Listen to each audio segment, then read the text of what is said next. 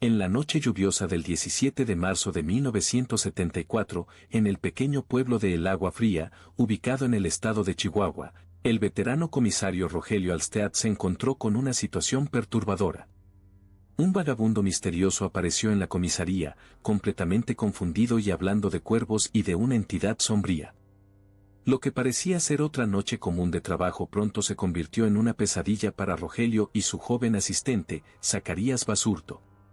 Cuando el vagabundo desapareció de manera inexplicable, Rogelio se vio obligado a cometer un acto terrible contra su propio compañero.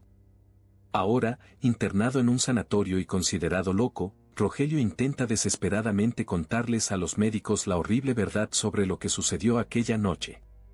La tormenta estaba en su apogeo, de esas que hacían temblar las paredes de adobe y aceleraban el corazón. Los truenos parecían explotar directamente en mi pecho, y la lluvia martilleaba el techo de la comisaría con una furia que no había escuchado en años. El Agua Fría, un pueblito olvidado en las vastas tierras del norte de Chihuahua, se encogía bajo la ira de los elementos. El reloj en la pared marcaba las 23, y yo, Rogelio Alstead, estaba solo en mi oficina, revisando informes mientras mi joven asistente, Zacarías Basurto, organizaba algunos papeles en la sala contigua. Zacarías era nuevo en el oficio, con poco más de un año de experiencia. Yo, con 3 décadas de servicio, sentía la responsabilidad de orientarlo, de mostrarle que ser comisario no se resumía solo a seguir reglas, sino también a enfrentar lo inesperado y, a veces, lo inexplicable. De repente, el sonido agudo de la campana de la puerta de la comisaría cortó el pesado silencio, casi perdiéndose en el rugido de la tormenta.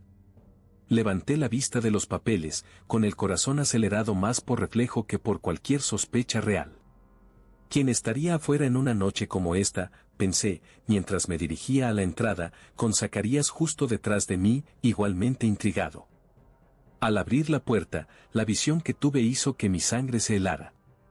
Un hombre estaba allí, empapado de pies a cabeza. Su ropa, andrajosa y rasgada, se pegaba a su cuerpo magro y tembloroso. El agua corría en hilos por su cabello desgreñado, y sus ojos, esos ojos, estaban abiertos de una manera que nunca había visto antes, como si hubiera presenciado horrores más allá de la comprensión humana. «Señor, entre, se va a enfermar de esta manera», exclamó Zacarías, corriendo para ayudarlo. Lo condujo hasta una silla, ayudándolo a sentarse. Yo me quedé quieto por un momento, observando la escena. Algo estaba profundamente mal con ese hombre.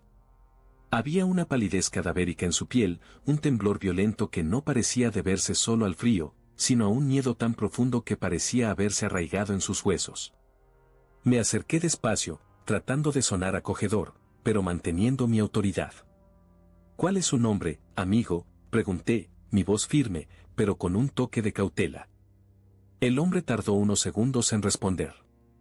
Su cabeza se balanceaba lentamente, como si pesara 1 tonelada, y cuando finalmente levantó el rostro para mirarme, sus labios se movieron, pero las palabras salieron entrecortadas, como si estuviera luchando contra algo para poder hablar. Ellos me encontraron», dijo con una voz ronca y casi inaudible, llena de terror. Los cuervos están aquí. Y él viene con ellos».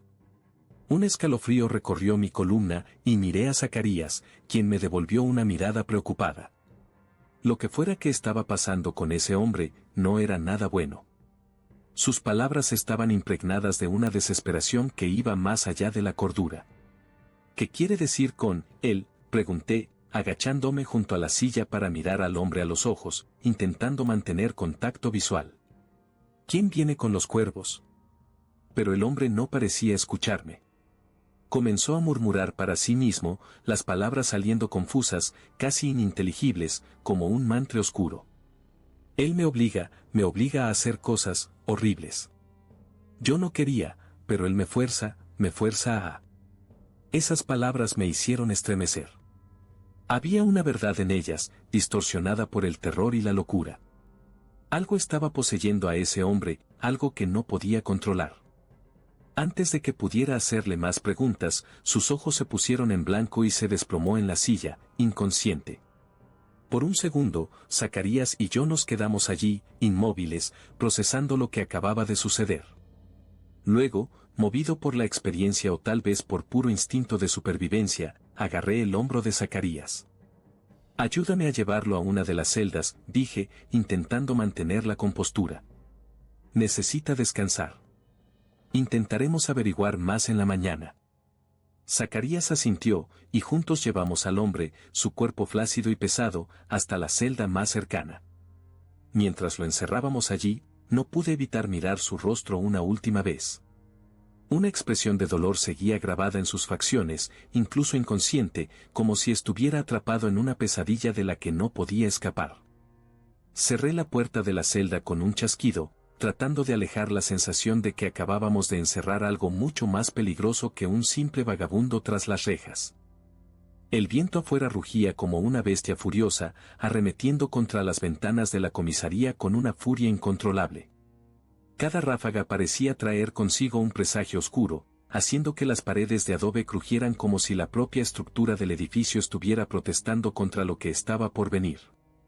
Zacarías estaba visiblemente inquieto, caminando de un lado a otro en la pequeña oficina, sus botas pesadas resonando en el suelo de madera con un ritmo irregular.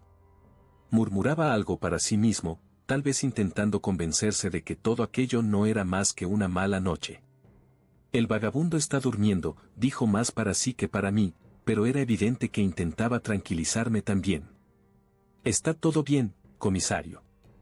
Solo necesita descansar. No respondí. Mis manos estaban apoyadas sobre la mesa, los dedos apretando el borde con tanta fuerza que los nudillos se me pusieron blancos. Las palabras del extraño aún resonaban en mi mente, como una canción macabra que no podía olvidar. Los cuervos, y él viene con ellos, esas frases se mezclaban en mi cabeza con el rugido de la tormenta, creando una sinfonía de miedo que me impedía relajarme. Entonces sucedió. De repente, todas las luces de la comisaría parpadearon una, dos veces, y se apagaron de golpe, sumiéndonos en una oscuridad total. Era como si la oscuridad fuera un ser vivo, reptando hacia el interior del edificio y envolviendo todo a su paso. Mi corazón se aceleró, y por un momento, el único sonido era el viento, más fuerte que nunca, zumbando alrededor de la estructura y amenazando con invadir cada grieta. Tomé la linterna sobre la mesa, intentando mantener la calma, pero incluso mis movimientos estaban tensos. La luz del pequeño aparato era un consuelo frágil contra la opresión de la oscuridad que nos rodeaba. Mantén la calma, Zacarías, dije, mi voz grave cortando el silencio. Debe ser la tormenta. Vamos a revisar el generador. Antes de que pudiera dar un paso más hacia la puerta, escuchamos el sonido. Un batir de alas, pesado y sobrenatural, resonó por los pasillos de la comisaría. Era un sonido que no pertenecía a este mundo, como si algo grande y maligno estuviera volando justo encima de nosotros, acechando. Ese ruido parecía multiplicarse, llenando cada espacio vacío con una presencia invisible, pero tangible. Era imposible decir de dónde venía, parecía estar en todas partes y en ninguna al mismo tiempo. Apuntamos nuestras linternas en todas direcciones, pero no había nada allí. Solo la sombra densa que se movía con el balanceo de los árboles afuera y el sonido incesante de la tormenta que, de alguna manera, parecía menos amenazante que ese batir de alas. Mi respiración se volvió más pesada, y me di cuenta de que Zacarías estaba casi tan aterrorizado como yo. ¿Qué fue eso, comisario? La voz de Zacarías salió en un susurro tembloroso, el miedo evidente en su tono. Sus ojos estaban muy abiertos, la linterna temblando ligeramente en su mano. Quería decirle que solo era el viento, una explicación racional para alejar el miedo creciente. Pero antes de que pudiera formular cualquier respuesta, un grito agudo desgarró el aire, cortando el silencio con la violencia de una hoja. Un sonido inhumano, lleno de dolor y desesperación, que hizo que mi sangre se helara. El grito provenía de la celda donde el vagabundo estaba detenido. ¡Mierda!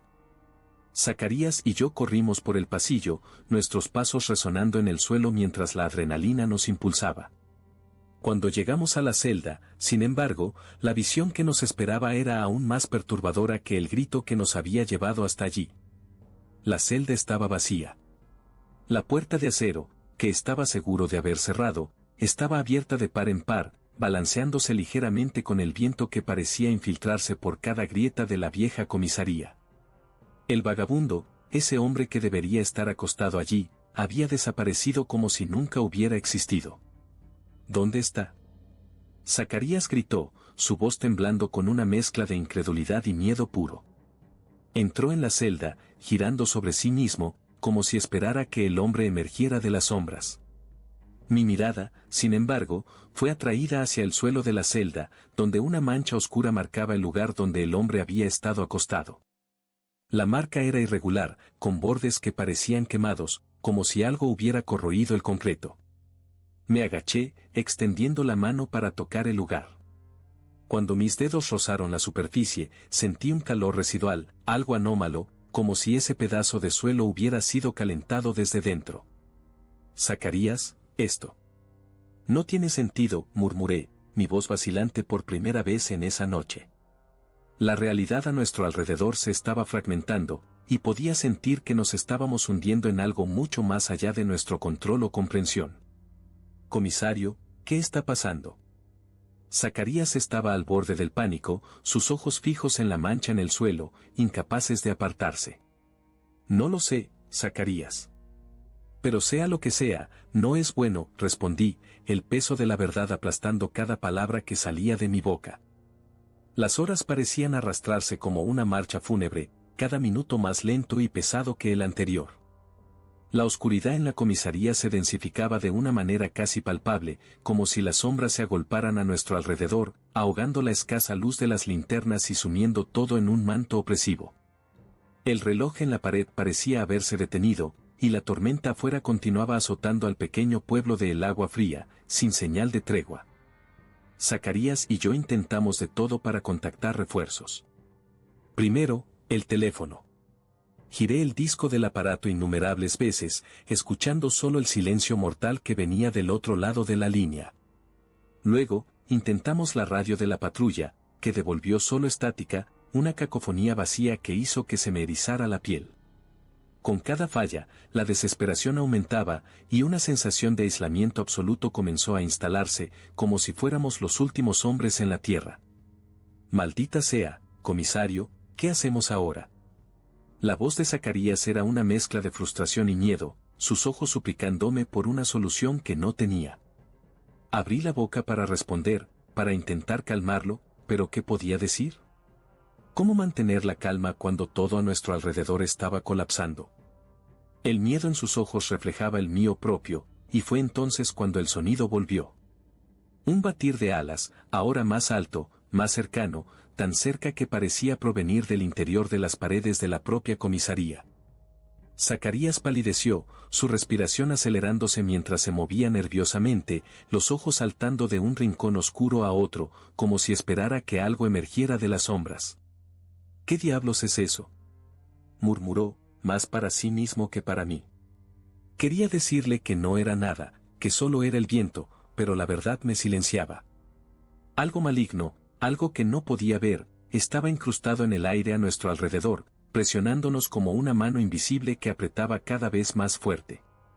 La comisaría parecía encogerse a nuestro alrededor, las paredes acercándose, el techo bajando, como si el edificio estuviera intentando devorarnos.